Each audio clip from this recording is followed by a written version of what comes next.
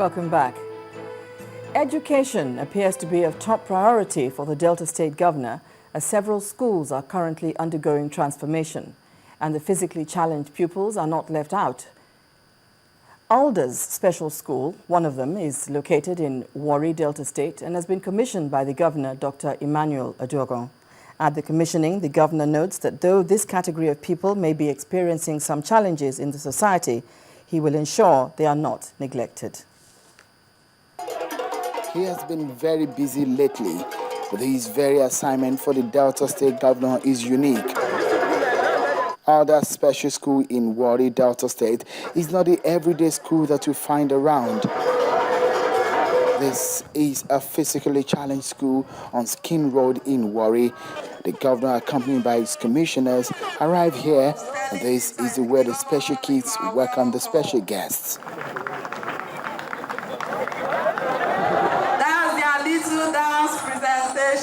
The dance steps is just one way to entertain the guests. They also make a rendition of the national anthem.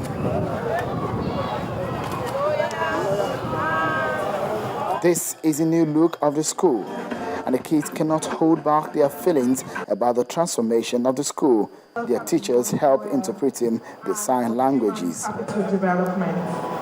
See, there used to be a lot of bush and waterlogged and reptiles all over the place. See, but now that the government has come into to build the place, see, the place is fine. It's like they should not even go. The governor says everyone is important in the state, both the physically challenged ones and the rest of the citizens. If you go to this school before it was rehabilitated, you wonder, the teachers can tell you. You wonder why so many years we allowed our physically challenged children in school. And we thought it was necessary to rehabilitate it to a stage where it would be like other normal schools.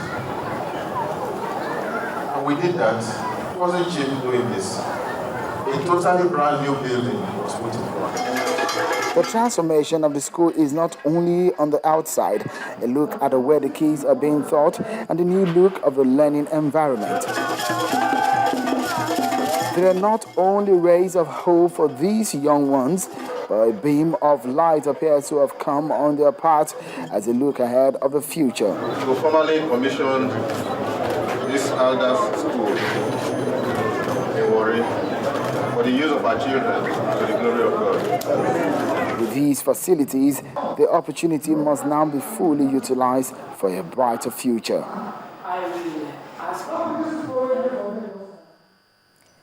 In 2013, 5 major bomb-making factories in Kano, northwest Nigeria, were identified and destroyed by the Joint Military Task Force.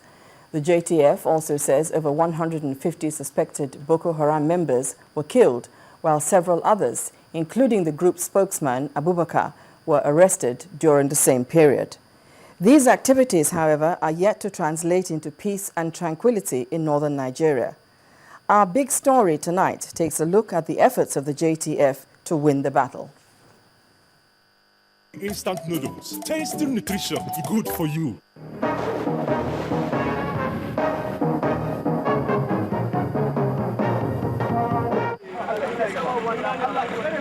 It all started in January 20th, 2012, with a multiple explosion across the commercial city of Kano.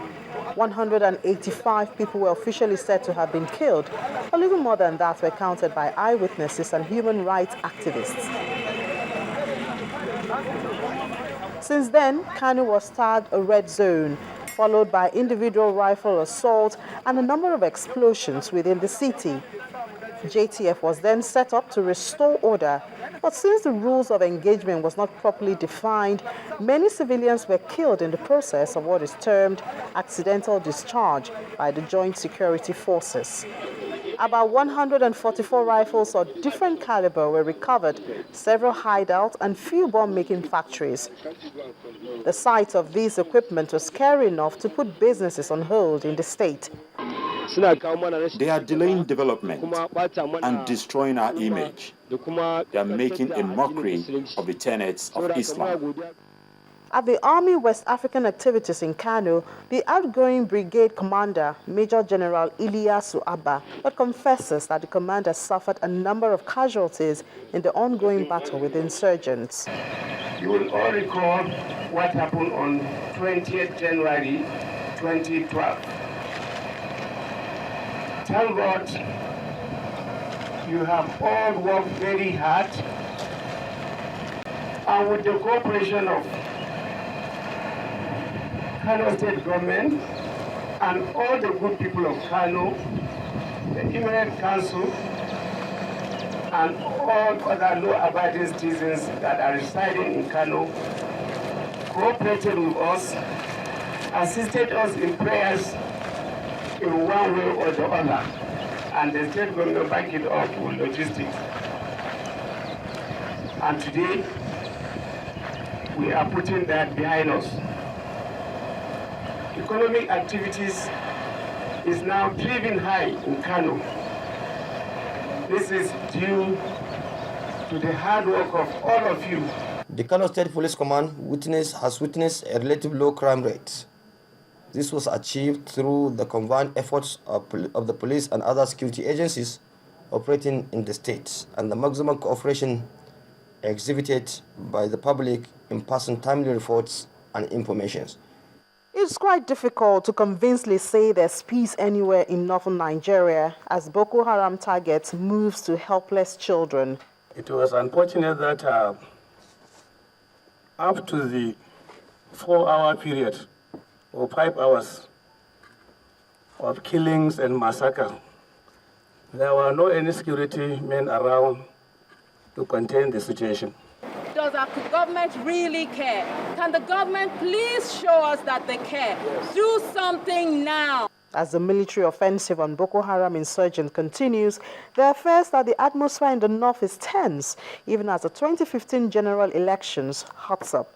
Watchers have demanded a more proactive measures to tackling the terrorist group, while asking that governments at all levels rise up to their constitutional obligations in preserving lives and property of the citizenry.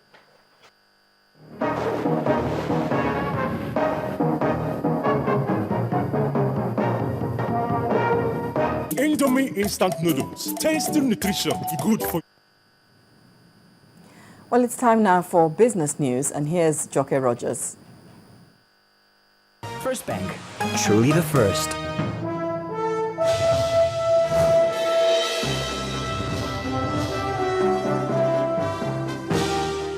Thank you, Bimbo. Welcome to Business News. Investor confidence in the Nigerian money market dipped after foreigners stayed away from the latest Treasury bill auction of the Central Bank of Nigeria. The CBN sold 275.09 billion naira worth of Treasury bills at its regular debt auction, with maturities ranging between 3 months and a year. Nigeria's bank regulators sold 22.97 billion naira in 91-day Treasury bills at 11.89%. Bills worth 65 billion naira were sold in the 182-day paper at 13.35%, while 187.12 billion naira of the 364-day note was sold at 13.50%. Total subscription was 314.83 billion naira, with one-year paper attracting the highest demand of 212.33 billion naira. Well, Governor Olusegun Mimiko has signed Ondo State's 2014 appropriation bill into law. The document containing his administration's spending plans was signed in the presence of the State Executive Council members, lawmakers at the House of Assembly, chairmen of state-governed parastatals, and other top government officials. A breakdown of the 168 billion naira budget shows that 71 billion naira will be spent on recurrent expenditure, while 96 billion naira is earmarked for capital expenditure.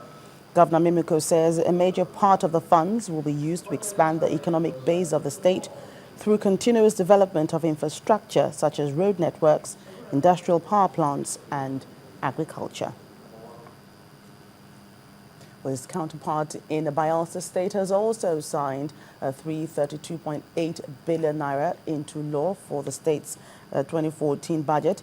Governor Sereke Dixon's administration will spend 178 billion naira on its recurrent expenditure, while capital expenditure will gulp 153 billion naira.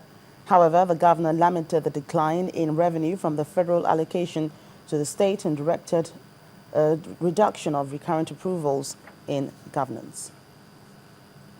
Let's see the closing figures from the Nigerian stock market now with Harriet Agbe.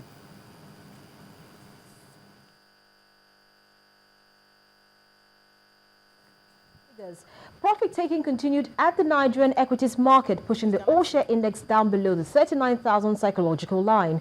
The key benchmark index slipped 0.47% to finish at 38,944.62 points, with a market capitalization of 12.51 trillion naira, pulled down by losses recorded by some market bellwethers.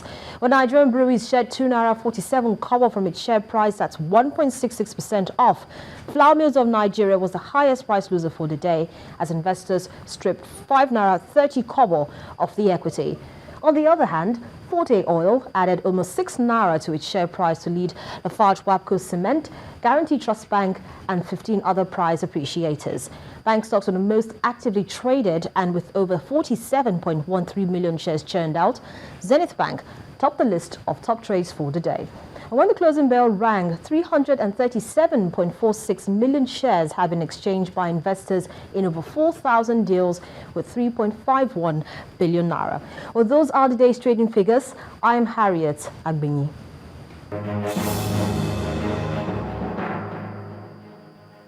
Thank you, Harriet. That's it on Business News. On the news at 10, Bimbo returns in just a moment.